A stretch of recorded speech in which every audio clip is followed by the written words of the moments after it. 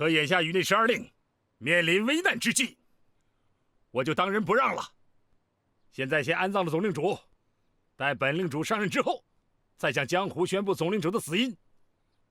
有谁不服从令规作乱者，各分舵，就地铲除。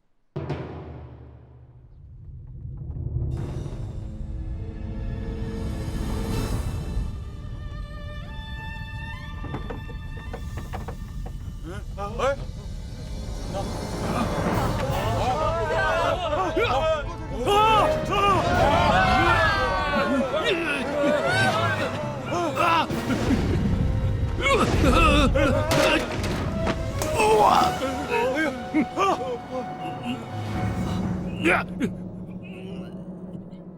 你是人还是鬼？哼！你想让我做鬼，阎王不收！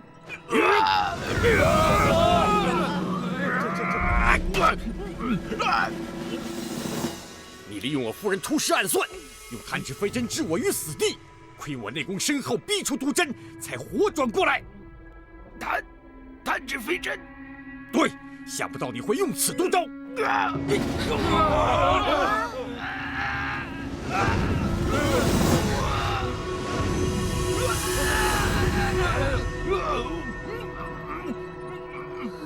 说，当年你是不是用此方法暗算了我师兄郭白云？我什么我？是不是你干的？是什么？既然是什么？你知道，你下次毒手却要嫁祸于我，为的是图谋令主之位。好，这令主就让给你当吧。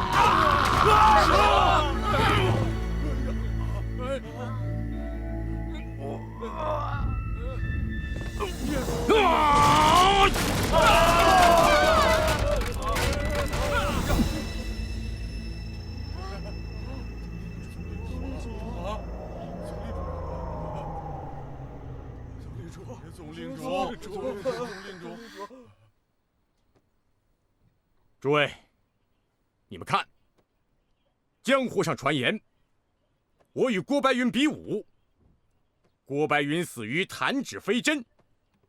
我一直以为是恶人以谣言伤我，现在已真相大白，是他应千里在比武之后，先用飞针暗害郭白云，然后再嫁祸于我。蒙骗边铁山卓君明，在白马西宗盟会杀我。现在，拜托各位，转告寇英杰和卓君明，杀害郭大侠的真正凶手已经伏法。天下武林应当捐弃前嫌，结成一体，再不要冤冤相报了。总令主，我等不明真相，差点上了应千里的当。请总令主恕罪，请总令主恕罪。主凶是应千里，其他人一概无罪。谢总令主。爹，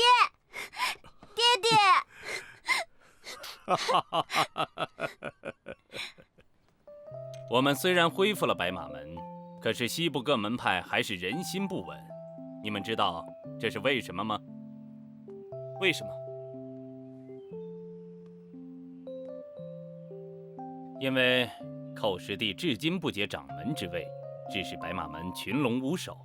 你们看，铁海棠下了几次帖子，我们白马门总得有人出来拿个主意吧。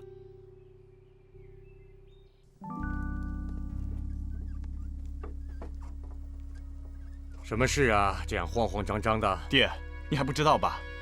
咱们几次请寇英杰来咱们风雷堡议和，可他现在都没有回信儿。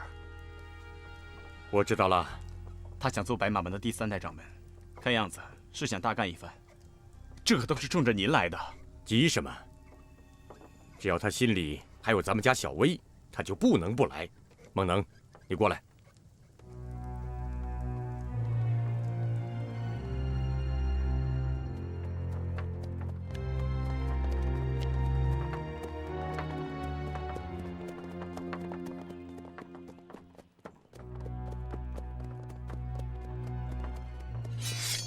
站住！干什么呢？站住！别动！麻烦您通禀一声，我们要见寇大侠。寇大侠，寇大侠也是你们建的吗？嘿，是你呀！你小子来这儿干什么呀？是不是还想到这儿来抓我呀？哼！老先生，您别误会，我可是来给你报喜来了。我们白马门和你们风雷堡势不两立，什么喜啊忧啊？你愿意到哪儿报，到哪儿报去吧。这次啊，我可是给寇大侠来送礼来了。你看，哼，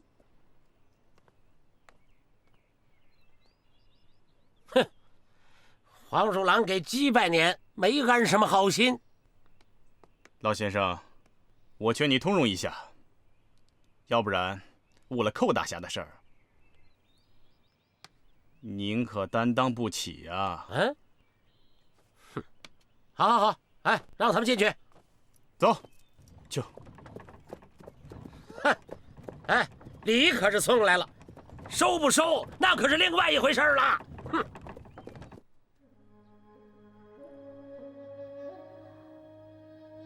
娘，你知道吗？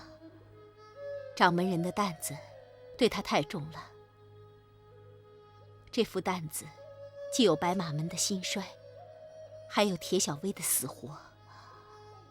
娘，如果他最终选择了铁小薇，女儿也只有认命了。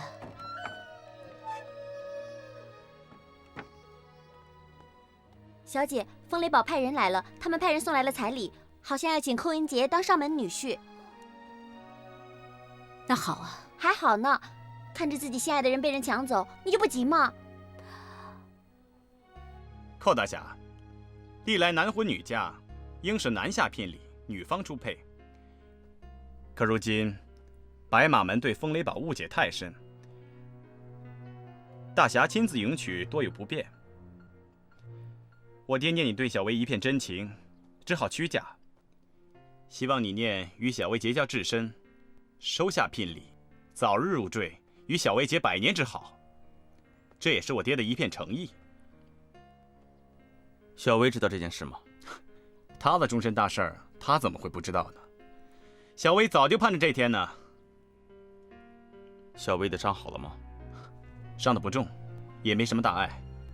既然寇大侠这么关心小薇，为什么不去看看她呢？难道我们风雷堡的门就这么难进吗？铁公子远道而来，早些歇息吧。那你可要快点回复我。快，很快。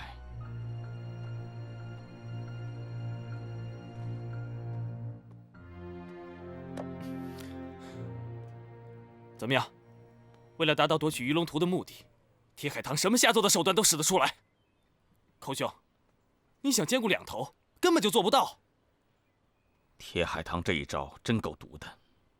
你要是不回绝了他，风雷堡还会来人。到那时候送你10车聘礼，看你应不应。我喜欢铁小薇，但是我绝不会入赘做风雷堡的女婿。那你还犹豫什么？你若还是白马门的弟子，就回了这门亲事；你若想当铁海棠的女婿，就卷上铺盖卷，爱去哪儿去哪儿。卓兄，不要叫我卓兄，你这样三心二意，以后你的事儿我再也不管了。哼！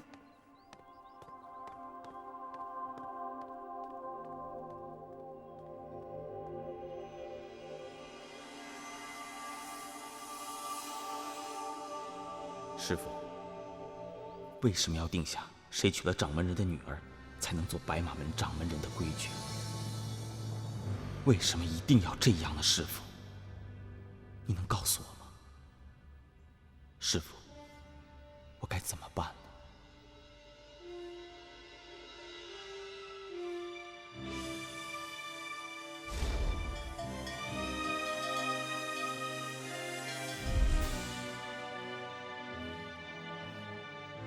有了鱼龙百变图，再加上黑水仙，你就是白马门的真传弟子，将来也就是当然的掌门人了。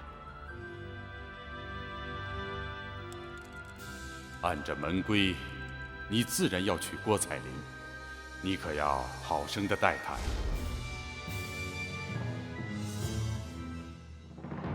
娘，先师为什么要定下这样的规矩？为什么要娶我才能做白马门的掌门？您知道吗？他的心里有另外一个女人，他不会和我成婚的。你们让他太为难了，也让女儿太为难了。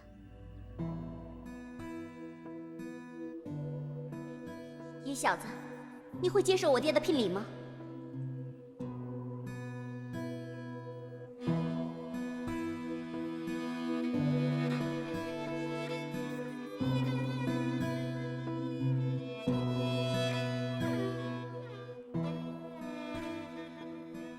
你师父去世了，可我还活着。师父，我不行。为什么？何去何从，你自己决定吧。野小子，你还记得我们在黄花草原的誓言吗？没有人逼你，是你自己在逼你自己。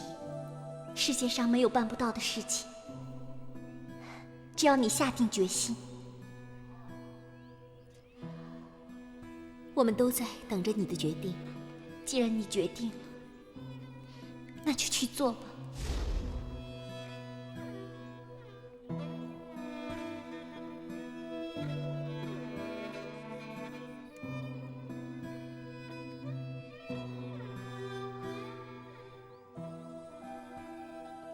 你真是这么想的？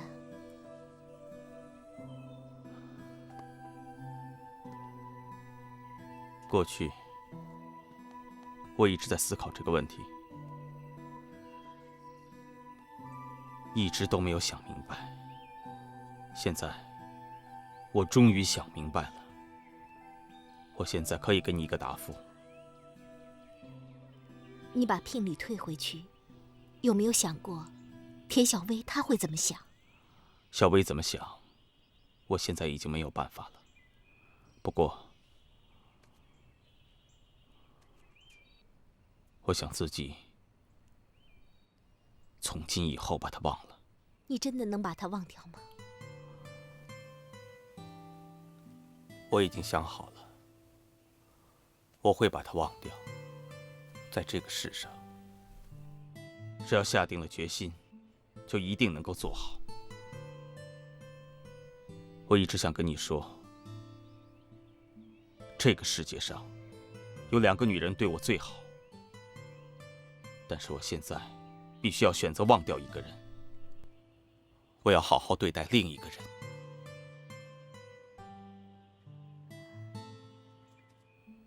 你会后悔吗？我不后悔。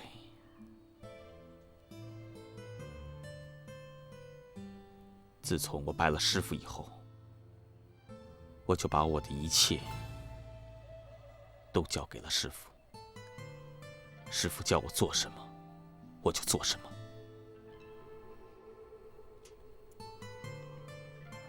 这个水晶瓶是师父交给我的，我现在把它交给你。到了那天再说吧。你知道吗？你把这个水晶瓶交给我，就是把一生交给了我。你愿意吗？我愿意。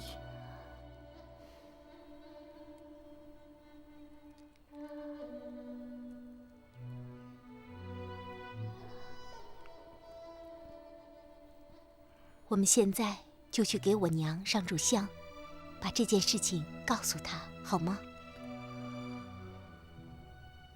好。那小薇，我又该怎么跟她说呢？小薇是个好姑娘，但是错不在她的身上。麻烦你回去告诉她，就说是我说的，让她忘了我这个草原上的野小子吧。啊，不能这么说，这么说会伤了她的。我不能骗她。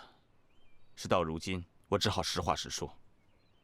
只要你父亲还活着，我和小薇之间就不可能有结果。你为什么一定要和我爹作对到底呢？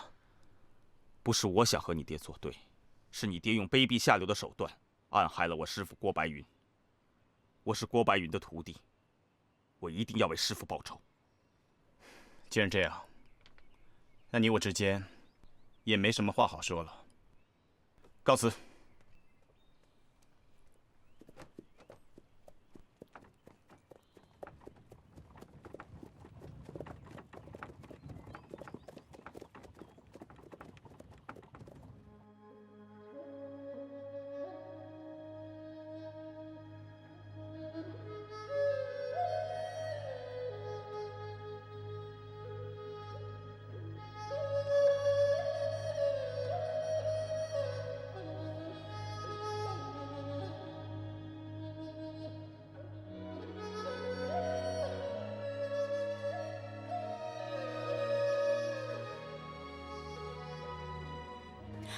不可能，不可能！你肯定没把我的话说明白，你肯定没把爹的意思表达清楚。小薇，好话我说了五斗十车，他不听，你怎么就不信呢？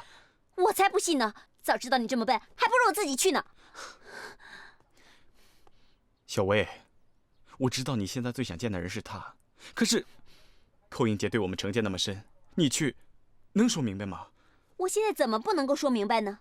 他不明白，我还不明白吗？我现在就去。哎，小薇，你听我说好不好？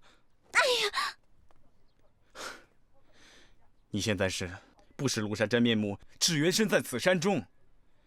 你不愿意听，我不想说了，你自己好好想想吧。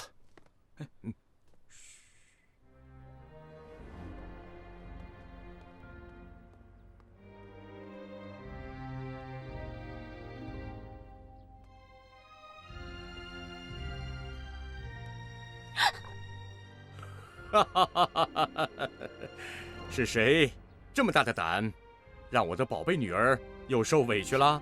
爹！哎呀，小薇呀，遇上这点事儿就要死不活的，这哪像我的女儿啊！爹爹，寇英杰对我们的成见太深了。哎，你呀，错怪他了。这个寇英杰还年轻，他是受了一些人的欺骗。我想好了，9月初9，召集武林各大门派，把英千里杀害郭白云的事实告诉大家，同时厚葬程玉霜。如果寇英杰这时候再不来，那就没有道理了。可是爹爹，他把彩礼退回来了，我该怎么办呢？那是他在给别人做样子，我早看出来了，他心里想的就是你。如果你心里想的也是他的话，我知道你会怎么做。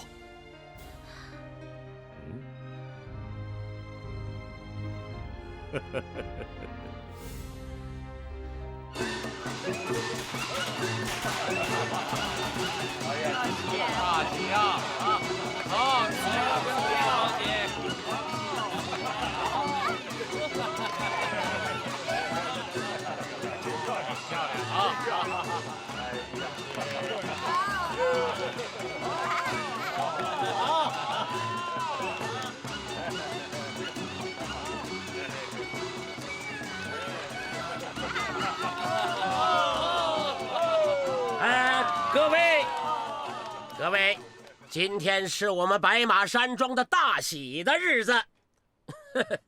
哎，寇掌门人，按照白马门的规矩，你要迎娶郭白云的女儿郭彩玲为你的妻子，你愿意吗？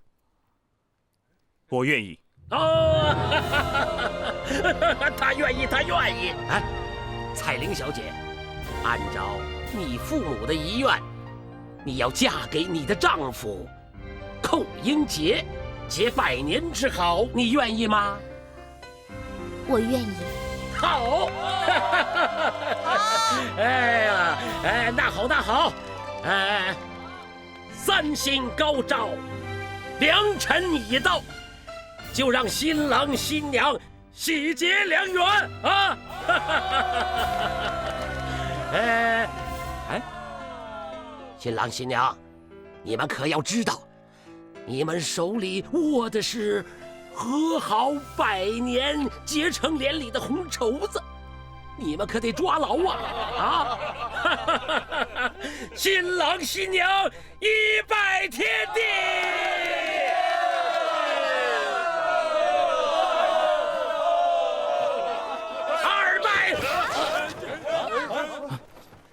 好，哎呀，谁呀？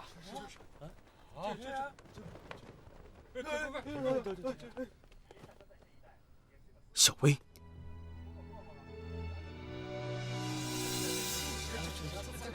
寇英杰，我真没想到你会这样。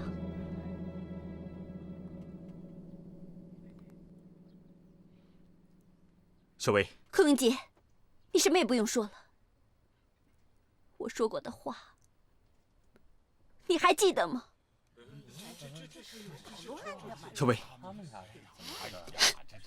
小薇，寇兄，高兄，你现在是白马门的掌门人，你不能去。让开！这怎么走了？这是啊！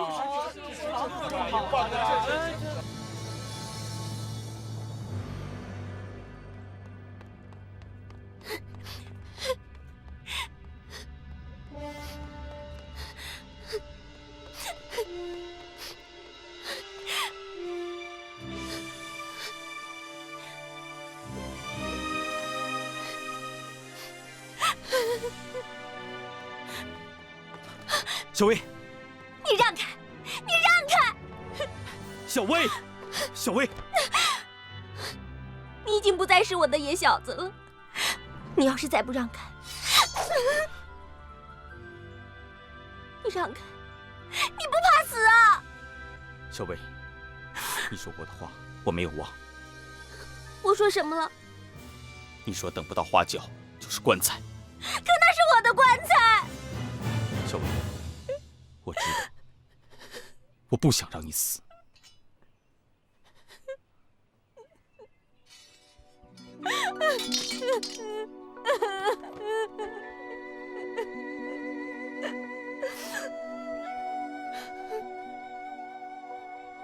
小薇，事到如今，我也不想解释什么，我们之间是不会有结果的，你还是把我忘掉吧，我也会忘了你的。不，如果你真能把我忘了，你为什么来追我？你为什么不让我去死啊？小薇，你不能做糊涂的事啊！我知道，人在江湖，身不由己，是他们逼你娶的郭采玲，对不对？对不对？我不怪你，我也不怨你。如果你真的爱我，你带我回黄花草原好不好？咱们重新开始，咱们离这个打打杀杀的世界越远越好。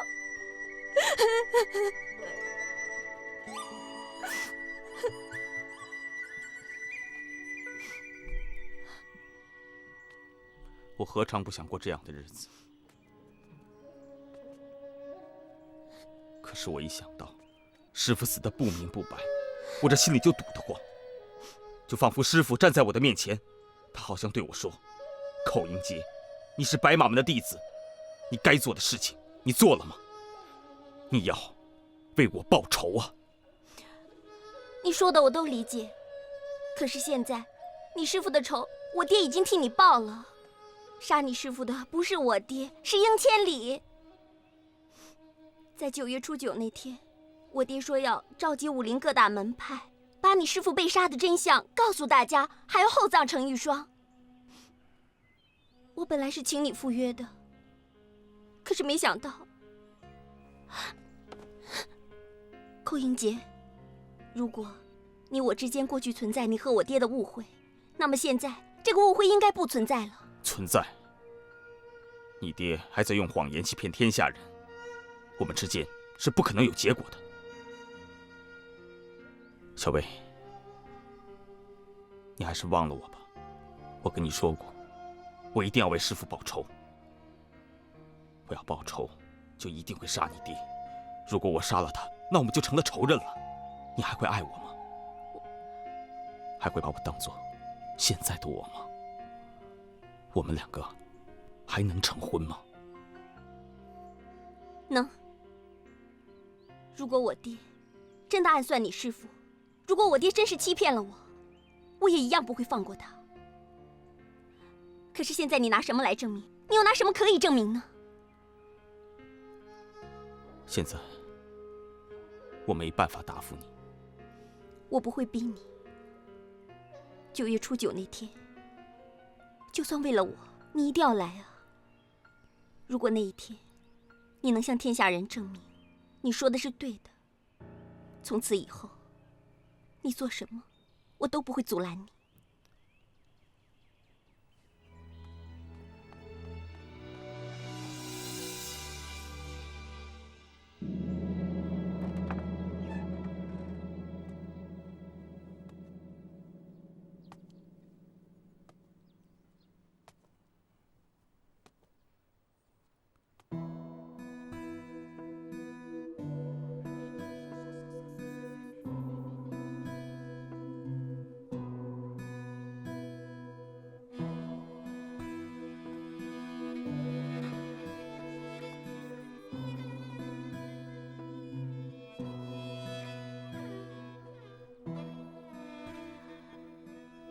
彩玲，卓公子他们呢？我让他们都走了。对不起，我没想到会是这样的结果。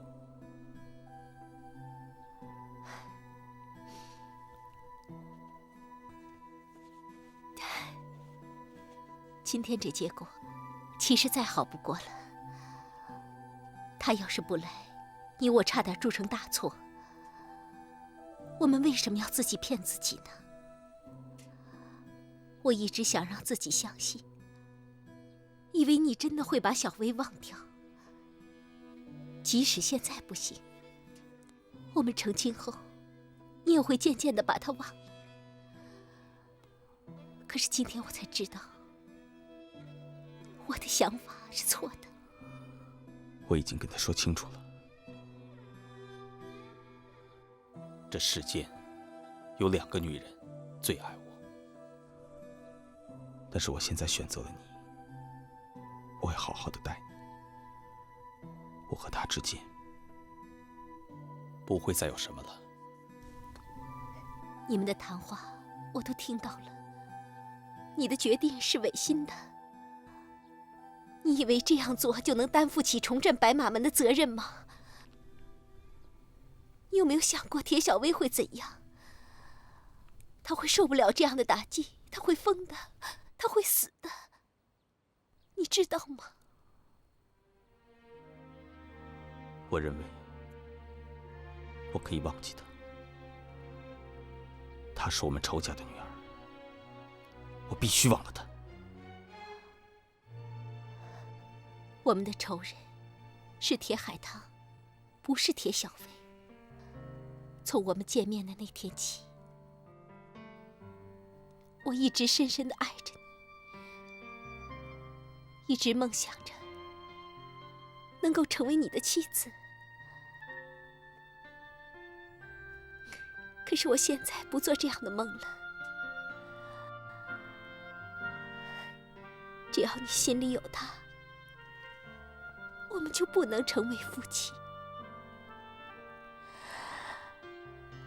口音姐，你听好了，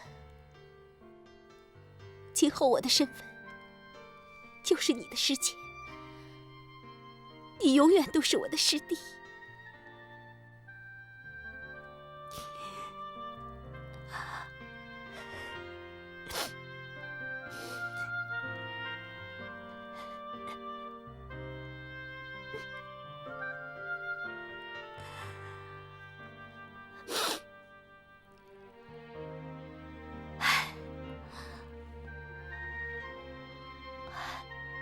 我们白马门的那个规矩，你不要再顾忌了。从咱们这儿开始，也该破破它了。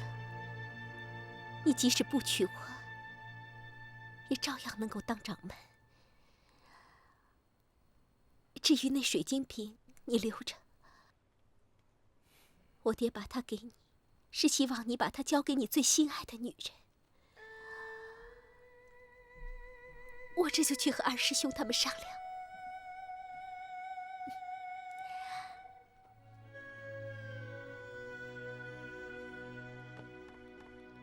小薇，是爹爹让你来的吧？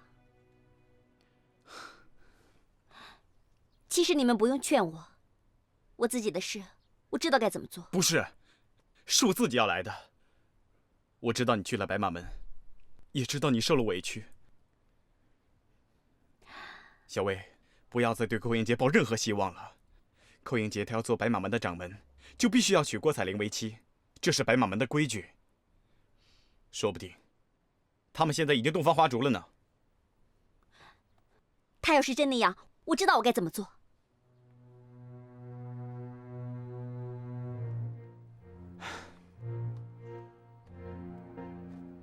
不能去，闯风雷堡要慎而有慎。论功夫，铁海棠根本不是你的对手。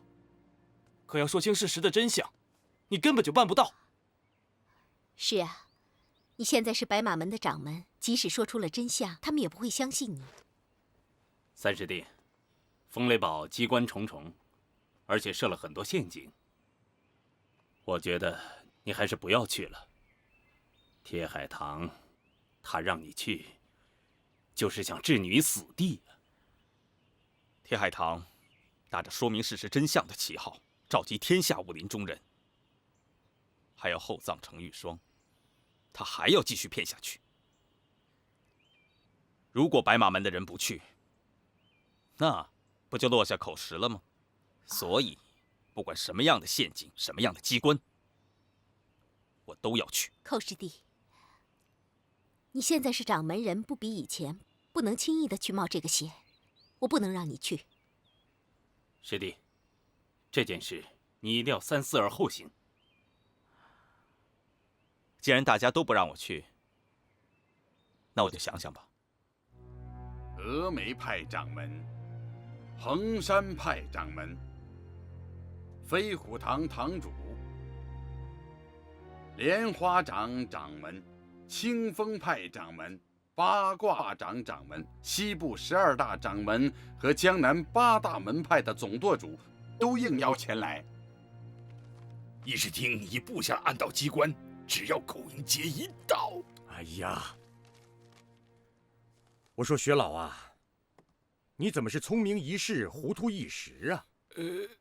我们怎么能够当着这么多江湖各门派掌门人的面，利用暗道机关呢？这不是自己扇自己的嘴巴吗？那您看怎么对付寇英杰呀？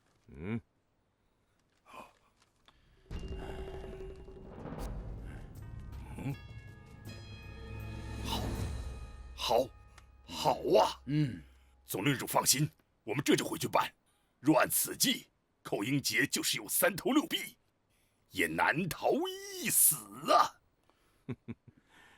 现在我还是真有些担心了。总令主是担心他的鱼龙百变功？我担心的是寇英杰不来。朱大哥，我想了几天几夜，去还是不去，我听你的。我吃不下也喝不下，很快就到9月初9了。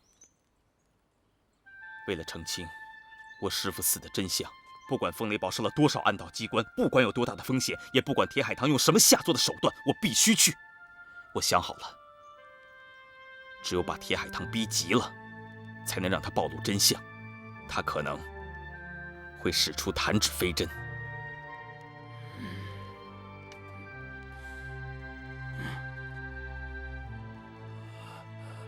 我就是要以身试真，我要让铁海棠彻底暴露他的真相。朱大哥，你到底同不同意啊？这我知道，可是想给师父报仇，就必须向江湖武林揭露铁海棠的真面目。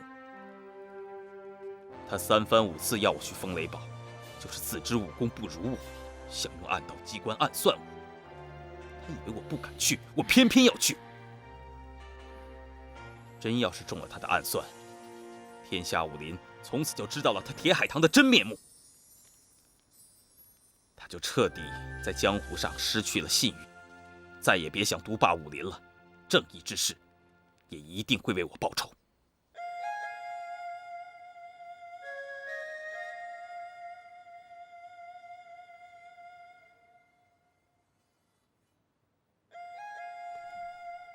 小薇，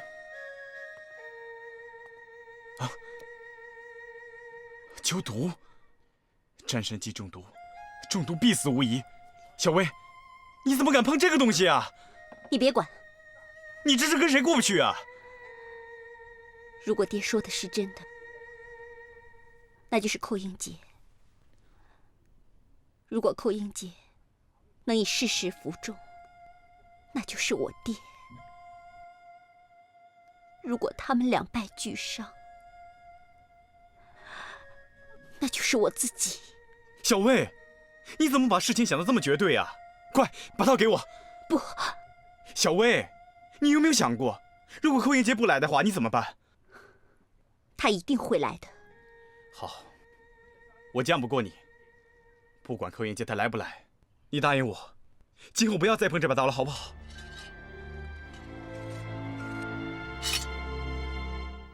哎呀，不对呀，爹来了！哎呀，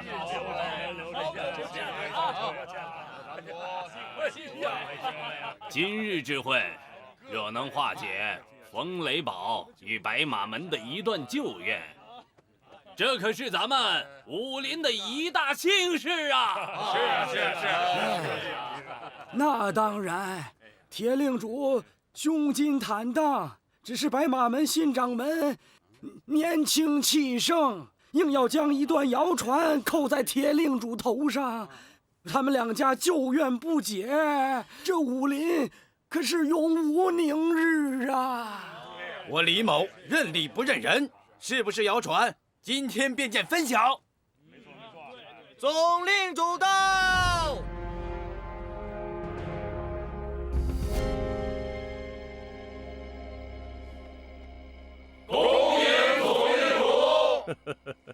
各位掌门人，各位头领，大家都入座吧。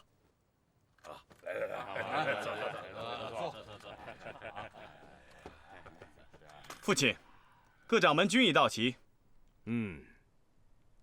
那白马门的掌门人寇英杰来了吗？至今仍无音讯。哎呀，今天所议之事，都关系到白马门。如果寇英杰不到，恐怕有失公允。诸位，咱们是不是再等上3炷香？总令主所言极是，咱们再等等。好，点香。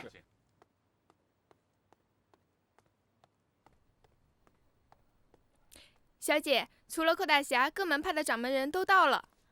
我父亲已经开始议事了吗？总令主说再等3炷香的时间。你再去看看。是。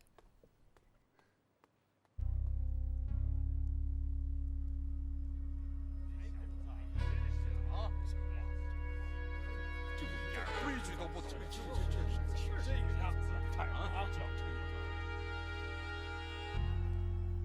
换香。又换了。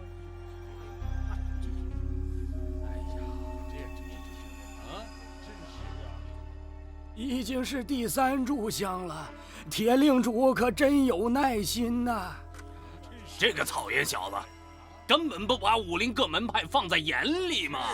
我看就别等了。对，李掌门，等等再说吧。哎，大家再等等吧。那就等等吧。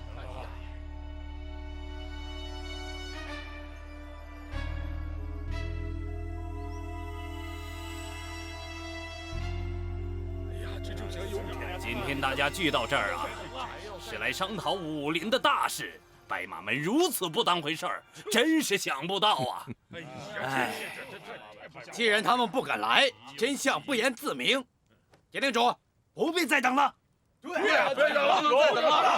铁令主3番5次请他们来，至今都没有回音。今天各掌门又等了他们3炷香的功夫，仍不见寇掌门的踪影。今后白马门在江湖上就没有说话的份儿了。对，没再等了。我等为铁令主马首是瞻。